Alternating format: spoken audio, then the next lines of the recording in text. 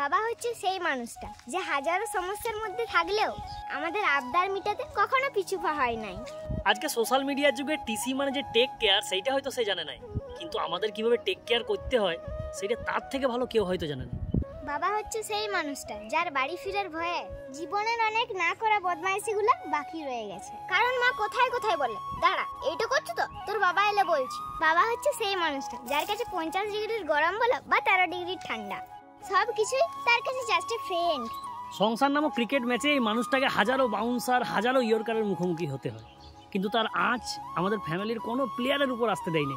সেই মানুষটাই হচ্ছে বাবা। ল্যাম্বরগিনি, বিএমডব্লিউ, মার্সিডিজ এই গাড়িগুলোতে যতই চড়ি, কিন্তু এই মানুষটা যখন ঘোড়া সেজে আমাদেরকে পিঠে চাপিয়ে সারা ঘর ঘুরে বেড়াতো, সেই ভালো লাগাটা কোনো গাড়ির সিটে নাই।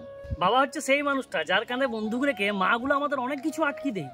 যখনই বলি কোথাও ঘুরতে যাবো, বলে দেখ আমি কিছু জানি না, তোর বাবা যেতে বললে তুই চলে যা। আর বাবা এলে মা আগেই বলে দেয় খেপা ঘুরতে যেতে চাইছে, বলে দিবে যে যার দরকার নাই। এইটা হচ্ছে সেই মানুষটা যে সঙ্গে থাকলে জীবনের যত বড়ই ঝড় আসুক নিজেকে আলাদা করে কোনো মার্ক সেভ করার দরকার পড়ে না।